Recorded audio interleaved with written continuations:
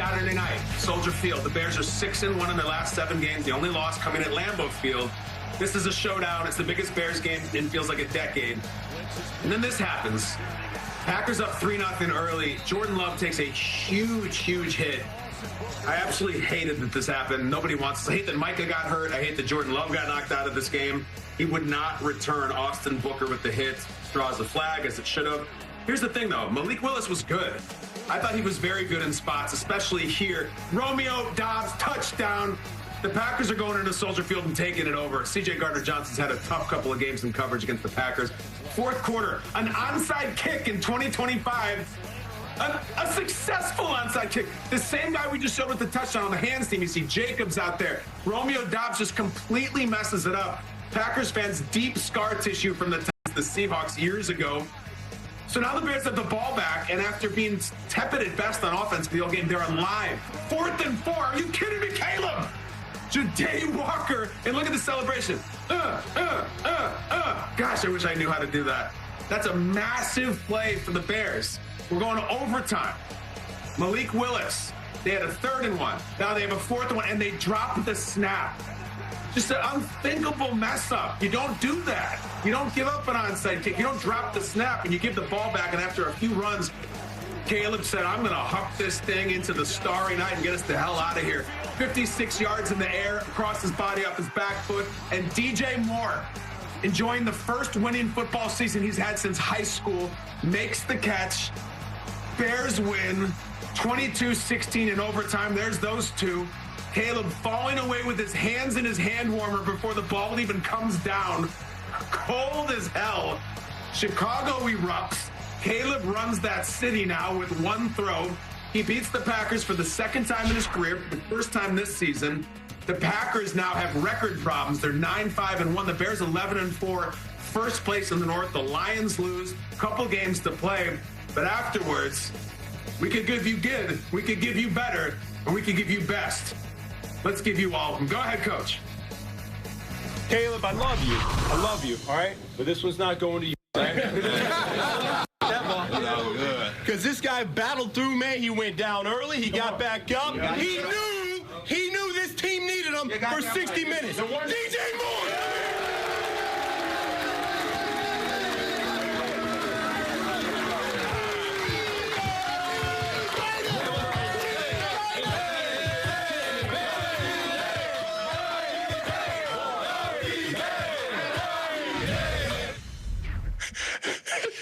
It's a great image.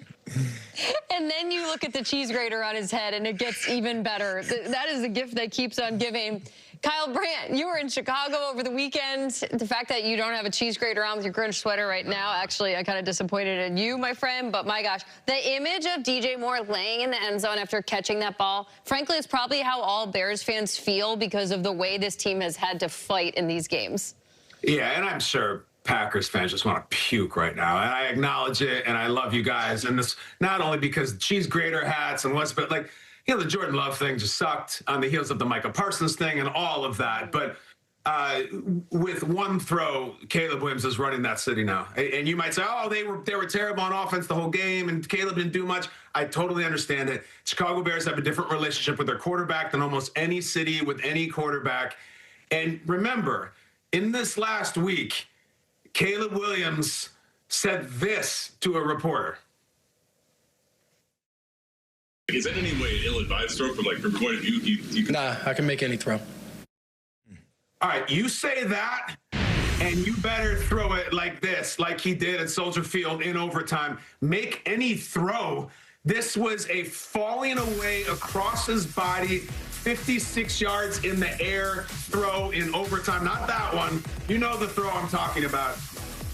Caleb, when he said that, was not arrogance, certainly wasn't hubris. That was matter of fact. I'm going to get us the hell out of here. I'm going to make a throw that no Bears quarterback in history could have made. Guys, I think this was the most exciting Bears play since the Devin Hester kick return in the Super Bowl. I'm not kidding. That was in February 07. I was at a bar in Wrigleyville on Clark, just awe-inspiring Chicago athlete, Derrick Rose. And I think that they are going big places fast. The Derrick Rose did not, different reasons for that. But just with one throw, he slayed so many dragons. It's also like, guys, it was the same throw that he messed up at Lambeau when they got intercepted in the corner of the end zone. It was the same throw, except 50 yards longer and absolutely against the same defensive back. Just an incredible, incredible moment. Packers fans, again, just projectile vomiting all over their couch right now. I get it. It's disgusting.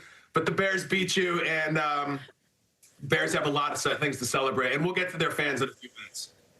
Well, regardless, KB, if it was Packers fans puking on their couch or whatever, I think every fan was at the edge of their seats or edge of their couch. I think if you look at it, it's 16-16 going into overtime. It's considered a low-scoring game, and I think a lot of people would think that somebody who's 16-16, that's not a good game. But there's moments like these that I think are extremely pivotal. It's Caleb scrambles for the first down, right? There's a hold on the play. Yeah. It goes back to 3rd and 20 from the 46-yard line. And then there's this face mask. They're out of field goal range. They're down by 10. They need to get into field goal. Then there's this face mask, automatic first down, 1st and 10 on the 31-yard line. That was huge. And so when I'm looking at this Bears versus Packers game, it is one of those iconic rivalry matchups that you just hope comes down to the wire like that. And I couldn't help but be so excited throughout the entire game because Caleb Williams came up big in big-time situations, and those were those little moments that you looked at the Bears like, okay, they're about to do this thing again, and then they get the onside kick. So it was such an electric game, and I'm so glad that I was able to watch it, as I know everybody was, except for Packers fans.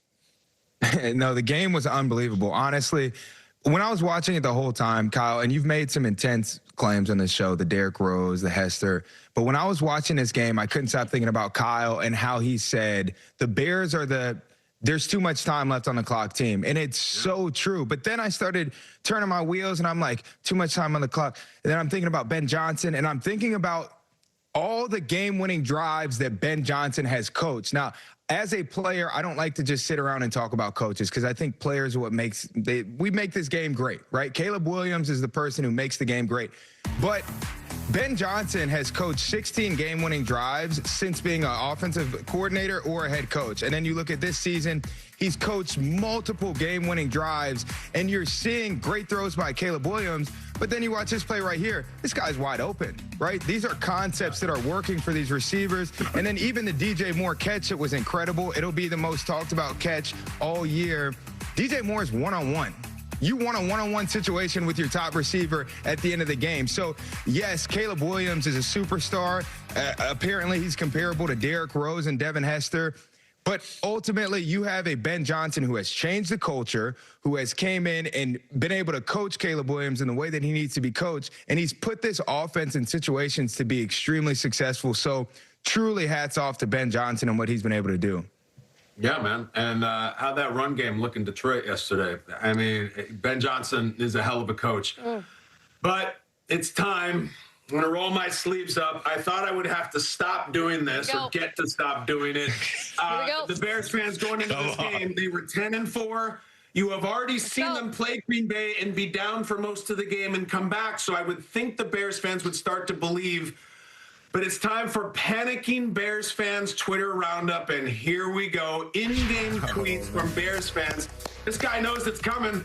I'm going to need a full day to go through all the Doomer tweets. Nope, just this segment. This is the best. Start rolling them.